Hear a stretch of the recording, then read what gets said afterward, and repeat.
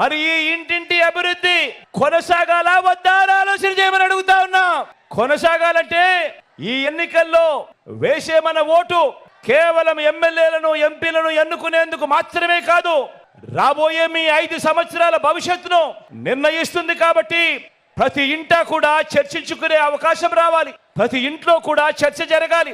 ఫ్యాన్కు 2 ఓట్లు వేస్తేనే ఇంటింటి అభివృద్ధి అని ప్రతి ఒక్కరిని కూడా స్టార్ క్యాంపెయినర్లుగా బయటికి రావాలి అని మీరందరూ కూడా ప్రతి ఇంటికి వెళ్ళి చెప్పాలి.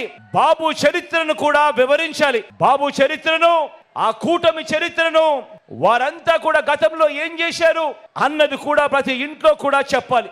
గతం గుర్తుందా? 2014 మీ అందరికీ గుర్తుందా? మరీ దూరం కాదు.